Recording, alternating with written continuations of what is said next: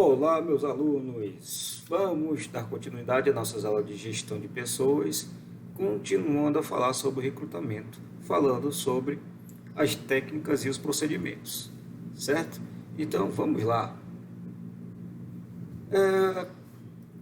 Já sabemos que o recrutamento ele é um processo de primeiro identificar, né, as fontes de empregados, os talentos, para a organização e, no momento oportuno, acionar tais fontes, a fim de encaminhar as pessoas mais adequadas às etapas seguintes, que é a etapa de seleção, né? Os tais talentos estão trabalhando em alguma empresa, é claro, inclusive na nossa, ou estão na escola ou na universidade, ou são desempregados, né? Tem aí algumas situações. Então, vendo todo esse cenário do mercado de recursos humanos, existem dois tipos de recrutamento: o recrutamento interno e o recrutamento externo. O que seria o recrutamento interno? Consiste em identificar na própria empresa os empregados, aqueles candidatos potencialmente qualificados, capazes e que demonstrem interesse em ocupar outro cargo. É uma boa política, né, efetuar um preenchimento de vaga através do recrutamento interno para os cargos mais qualificados e recrutamento externo para os cargos menos qualificados. Então, esta política ela é muito boa, a fim de que ela proporciona o atendimento da perspectiva de crescimento do funcionário dentro da empresa, não é verdade? Então, o recrutamento interno exige a instituição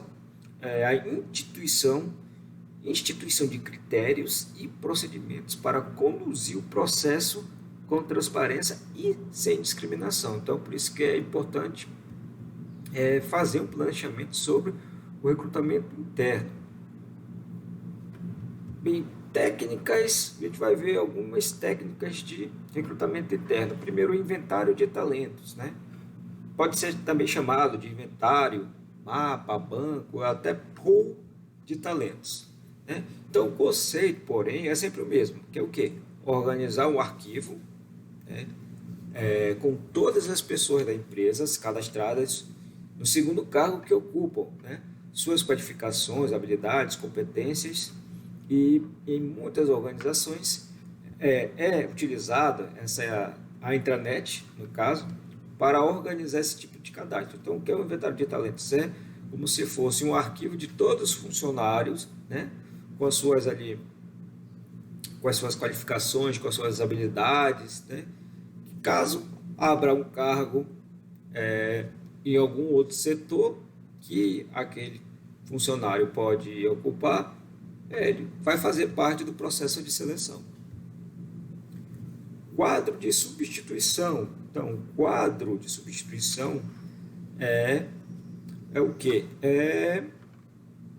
Aplique-se apenas às posições específicas. Então, é diferente do inventário de talentos, que enquanto o inventário de talentos ele vai para todos os cargos, inclusive os cargos operacionais, já o quadro de substituição ele aplica-se apenas às posições específicas.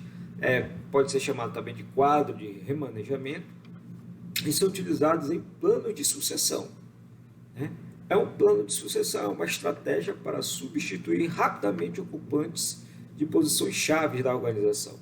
Uma tendência é em associar a posição-chave aos cargos de alta direção, mas não somente no topo da pirâmide que elas se encontram. Então, o que é o quadro de substituição? É como se fosse um organograma da organização, onde eles fazem lá nesse quadro, no caso, quem é o gerente do setor X. Caso esse gerente saia, quem vai ocupar o lugar daquele gerente? Já vai ter o nome do outro servidor lá, do outro funcionário que irá ocupar. Então, essas são as posições chaves, né, que a gente chama da organização. Então, esse quadro de substituição já vai ter alguém específico, uma, duas pessoas, que vai ocupar aquela posição assim que se acontecer algo com o funcionário, se ele sair da empresa, se ele tiver de licença e tudo mais. Então, para identificar a posição-chave, é útil fazer perguntas do tipo, se esse cargo ficasse vago ao alcance dos alvos estratégicos da organização, ficaria prejudicado? Está lá a posição X do cara. Se o cara saísse, ia prejudicar a organização? Se esse cargo ficasse vago ao alcance dos... se as competências do ocupante desse cargo estão relacionadas a competências centrais da organização, então, trata-se de um cargo habitualmente difícil de preencher, ou é porque é escassez de profissional na área, ou é porque ele requer conhecimento ou habilidade específica. Então, é necessário fazer... Aqui são 3 perguntas, mas tem outras perguntas que são necessárias para identificar se aquela posição é uma posição-chave ou não. Uma vez mapeadas as posições-chave da empresa, deve ser buscar pelo menos 2 possíveis substitutos para cada uma, os chamados sucessores. Então, vai ter a posição-chave, a gente já descobriu a posição-chave daquele servidor, e a gente vai saber quem do quadro dos funcionários pode substituir. Primeiramente esse. Bem, se esse não puder, em segundo lugar, esse daqui. Tá? Então, esses sucessores eles costumam ser divididos em 3 categorias. Olha só. Primeiro, aqueles que têm condições de assumir o cargo imediatamente e, no máximo, em 1 ano. Aqueles que terão condições de assumir o cargo no médio prazo, em 1 ou 2 anos. Ou aqueles que só terão condições de assumir o cargo a longo prazo, prazo de 3 a 5 anos. Né? Então, tem essa período de tempo aí. Anúncio interno de vagas. Né? Então, o anúncio interno de vagas praticamente é anunciado na intranet da empresa, né? Que é a internet fechada que a empresa tem. Então, no jornal corporativo, que algumas empresas têm também, né? Ou mesmo no mural de avisos da empresa. E pode ser uma importante ferramenta auxiliar de recrutamento. Contudo, é preciso tomar cuidado. Anúncios internos exigem que a organização tenha uma política de admissão de cargos, incluindo a análise, a descrição, a especificação, muito bem estruturada e divulgada. Né? Isso a gente vai estudar nas aulas posteriores. Né? Isso porque, caso algum candidato interno não seja aceito, o RH deve ser capaz de explicar claramente, com transparência, as razões da recusa. Então, quando ele está falando dessa descrição do cargo, é aquela situação de quais condições para alguém da empresa alguém que já trabalha na empresa ocupar o cargo X. Por isso que tem que ser uma descrição bem explicando direitinho tudo que é necessário para a ocupação daquele cargo. Porque depois que é feita a seleção, vão perguntar, mas é porque eu não passei na seleção? Porque você não está adequado no critério X. Então, por isso é importante essa descrição na hora de fazer esse anúncio interno de vagas. Vantagens do recrutamento interno. Então, tem umas vantagens, tem umas coisas boas dentro do recrutamento interno. Mais segurança, a prata da casa. Né? Gera mais segurança, há uma história conhecida já do funcionário ali dentro da empresa, né? Do comportamento, desempenho, relacionamentos, etc. E dá uma sensação de valorizar o funcionário que já trabalha na empresa. Né? Menor custo, por quê? Porque é necessária a divulgação de vagas no meio de comunicação externo e menos custo da divisão. O que vai fazer? Não vai admitir o cara, despedir, admitir. O que vai fazer? Vai só alocar ele no novo cargo. Menos burocracia. Né? E também proporciona a oportunidade de crescimento e desenvolvimento de empregado, sendo esta uma das expectativas. Quando a gente entra numa empresa, com certeza a gente pensa em crescimento da empresa. Né? Começa lá de estagiário e pensa chegar até em gerente. Então, é importante também essas vantagens que acontecem relacionadas ao recrutamento interno. Mas como há vantagens, também há desvantagens. Né? Primeiro, o risco do funcionário não se identificar com a atividade do novo cargo, vindo a se frustrar e, consequentemente, a ter um desempenho abaixo do esperado.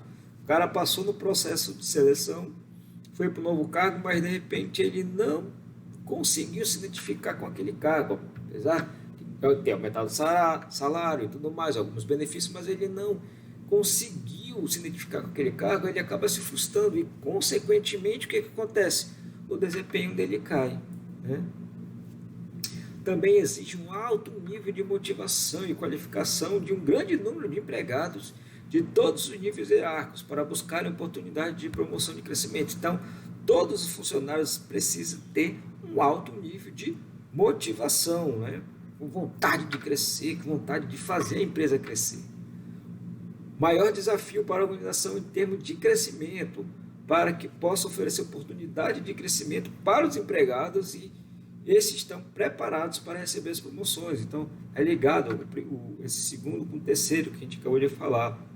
E, quando efetuado para todas as vagas que surgirem, impede a organização de contar com sangue novo, né? Uma das desvantagens é que, às vezes, o que acontece? Os empregados, por isso que tem que ter um alto nível de motivação. Porque eles já estão ali naquele setor, né, naquela situação agradável, confortável, que a empresa acaba perdendo na forma de produção. Então, às vezes, colocar sangue novo na organização é importante, e com o recrutamento interno isso não acontece. Recrutamento externo agora, tá? Então, o recrutamento externo significa identificar o candidato em alguma outra empresa, numa escola, universidade ou na comunidade em geral, ou seja, identificar um candidato fora da organização que está recrutando, né? A identificação de candidatos deve ser efetuada através das técnicas específicas definidas e estruturadas. É sabido que o recrutamento é fortemente influenciado positivamente e ou negativamente pela imagem da organização. A empresa que goza de boa imagem junto ao mercado de recursos humanos possui mais facilidade de efetuar um bom recrutamento. Aquela situação, né? Se o cara se acha preparado para trabalhar em determinada empresa, ele vai, é claro, abrir um processo seletivo de uma empresa tal, ele vai se contratar, mas aquela empresa ali falaram mal dela, não sei se vai dar certo. Então, por isso que é importante a empresa ter uma boa imagem dentro do mercado de recursos humanos, para que ela atraia pessoal qualificado para trabalhar dentro da organização. Então, ao buscar as fontes de talento fora do domínio da organização, pode ou não se identificar, né? A organização pode ou não se identificar. Então, o sigilo é recomendado quando? Então, a gente não pode, às vezes, colocar certas informações no anúncio de vagas de recrutamento externo. Quando é que é recomendável o sigilo de algumas informações? Quando o cargo em questão é estratégico, gerente, diretor, né? Divulgação. A divulgação pode revelar algo sobre os planos da empresa, como a abertura de uma nova unidade de negócios. Então, só para o exemplo, tem uma empresa que quer abrir, coloco lá, vaga para gerente em Presidente Figueiredo, uma empresa em Manaus. Opa, mas lá essa empresa não tem nenhuma filial em Presidente Figueiredo. Opa, então significa que ela vai abrir uma filial em Presidente Figueiredo. Então, pode acontecer isso, né? Divulgar revelando algum plano dela, no caso, né? Então, a organização é conhecida demais, de maneira que simples menção de seu nome até ali um número exagerado de candidatos, né? Às vezes, colocar o nome da empresa X, contrata, aparece 1 milhão de pessoas que querem trabalhar naquela empresa. A empresa pensa em substituir um ocupante atual do cargo e que não quer que ele saiba, ou quer que este saiba, né? De repente, coloca lá... vamos dizer que o IFAM seja uma empresa privada, e de repente coloca lá, contrata-se professor de administração para o curso do integrado de administração. Quem é o professor de administração? O professor Jailson. Puxa vida, eu não sabia, vão querer me substituir. Então, também é recomendável não colocar certas informações quando for fazer um anúncio, fazer um recrutamento externo. Tipo de recrutamento externos. Primeiro, banco de currículos. Então, hoje, inúmeras organizações de todos os portes mantêm um link do tipo trabalho conosco. É verdade. Se você entrar numa empresa, no site de uma empresa, vai estar escrito em uma parte do site lá, trabalhe conosco. que é ou oportunidade de carreira, né? E neste link, além de divulgar eventuais vagas, eles abrem um canal permanente para os visitantes enviarem seus currículos. Em vez de permitir o envio de arquivos anexos, geralmente a empresa disponibiliza um formulário para que o interessado insira seus dados. Isto ocorre porque é bem mais fácil analisar as informações em um formato padronizado, assim como consolidar os dados em grande quantidade. Então, como disse, as empresas normalmente, algumas empresas, ou quase todas as empresas, têm lá, trabalhe conosco, ou oportunidade de carreira, né? Aí eles não colocam lá para colocar, eles não tem link para colocar o currículo, porque o currículo não tem padrão, né? Cada candidato pode fazer de uma forma diferente. Então, o que eles fazem? Um formulário onde o candidato vai colocar suas informações, aí eles vão poder analisar direitinho padrão, né? Já que tem um padrão, vão poder analisar todas ali as informações dos candidatos e assim que abrir uma vaga em determinado setor, eles podem chamar ou não. Além de utilizar os canais eletrônicos relacionados aos bancos de currículos, muitas organizações continuam recebendo os arquivos dos currículos enviados por e-mail, fax, eu acho que não, mas pelo correio até entregue pessoalmente. Não acontece isso, né? O pessoal do distrito vai, leva o currículo e entrega na portaria da empresa. Enfim, um banco de currículos ele pode também ter incluso profissionais que já participaram de outros processos seletivos na organização, mas não foram aproveitados, empregados que se demitiram ou foram demitidos, né? E empregados aposentados. Depois do banco de currículos, nós temos a indicações, que é o famoso QI, né? Como é que você entrou aqui na empresa? Eu entrei por QI, que é quem indica, né? Então, a indicação, o conhecido QI, que é o que indica, é a forma mais simples e difundida de recrutamento. Então, trata-se, na verdade, de uma fonte híbrida, né? Por quê? Porque em si, a fonte em si é interna, que é o funcionário, já que indica alguém conhecido para a vaga, mas o talento vem de fora, o candidato vem de fora. Então, é uma boa política contar com candidatos indicados pelos empregados. Para que os empregados possam indicar candidatos, é necessário que eles conheçam os requisitos do cargo, isso é importante, mais uma vez, né, em aberto, e os critérios de procedimento de recrutamento aplicados para não criar falsas expectativas. O que significa? Que o cara vai indicar o funcionário, mas não quer dizer que o indicado vai ser aprovado no processo. Então, ao estimular os empregados a indicarem candidatos à empresa, né, a gente cria uma oportunidade para que os empregados eles se sintam prestigiados junto à organização, né, e ao candidato. Então, dependendo do caso, ele se torna naturalmente corresponsável. O cara se sente, se eu indiquei, olha, não vai fazer besteira, quem te indicou fui eu, né? Normalmente acontece isso. Então, a empresa, pela admissão do candidato que indicou, então os recrutadores costumam apontar as seguintes vantagens. Então, vamos ver as vantagens relacionadas à indicação. Primeiro, é mais fácil conseguir candidatos que compartilhem os valores da organização. Porque se o recrutador que vai indicar, ele já conhece a pessoa, então ele já pode dizer, opa, aquela pessoa se identifica com os valores da organização, né? É mais provável obter candidatos competentes. Mais uma vez, se a pessoa vai indicar alguém, normalmente ele indica alguém que tem competência, é competente e tudo mais. O conhecimento é maior de ambos os lados. Assim como o cara que está indicando, ele conhece bem a empresa, ele acaba passando essa informação para o candidato também acaba tendo um conhecimento maior um sobre o outro. E os vínculos se estreitam, porque é alguém conhecido já que eu indiquei, então os vínculos é melhor, pode acontecer que esse estreitamento dos vínculos melhore ainda mais a produção ou o processo da organização.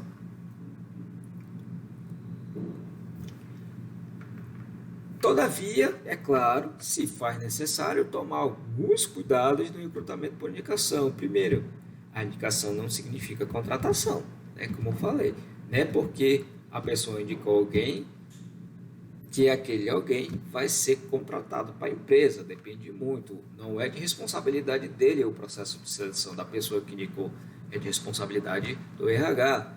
Né? Segundo, informar com toda a clareza possível aos empregados as características da vaga do perfil esperado pelo profissional. Então, é importante falar tudo isso. Olha, você vai indicar alguém, mas tem que ser alguém dessa forma, que tenha esses cursos tal, que tenha experiência, que tenha...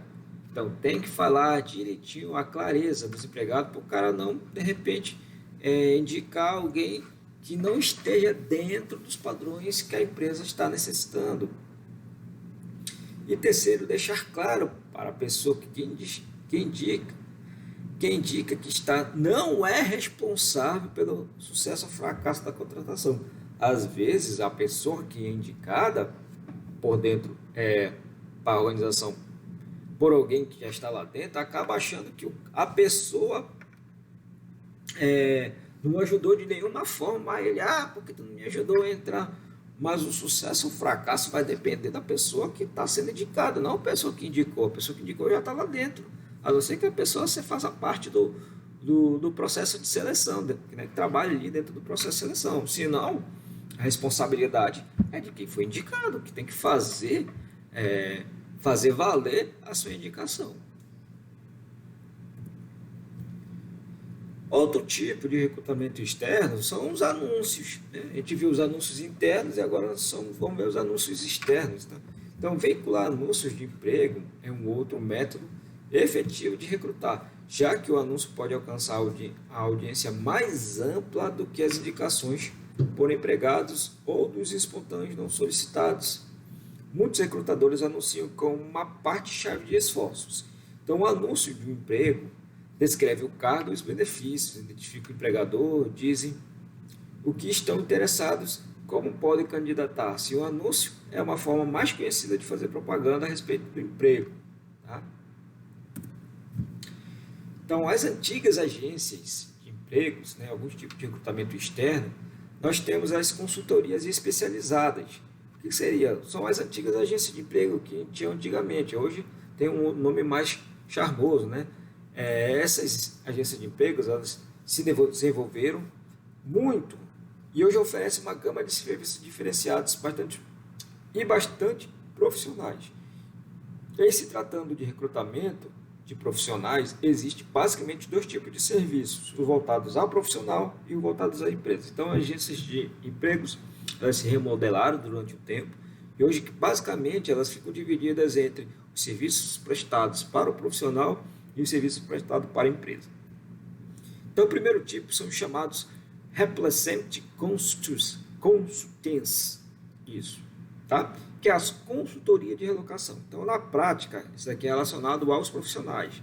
Então, na prática, o funcionamento consiste de um pagamento de uma taxa, a gente paga uma taxa pequena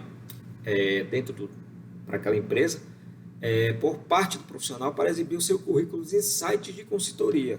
Ele faz lá o preenchimento do currículo dele, paga uma taxa e o currículo dele fica aberto para as empresas. Né? E outro tipo de banco de dados, ao passo que as empresas contratantes podem exibir as suas vagas gratuitamente. Então aqui, o cara paga uma taxa para essas empresas, as empresas colocam lá o currículo dele para ficar exposto às empresas, né? E também aqui, no caso as contratantes, as empresas podem exibir suas vagas gratuitamente. O cara pode procurar lá, né, e de repente se candidatar.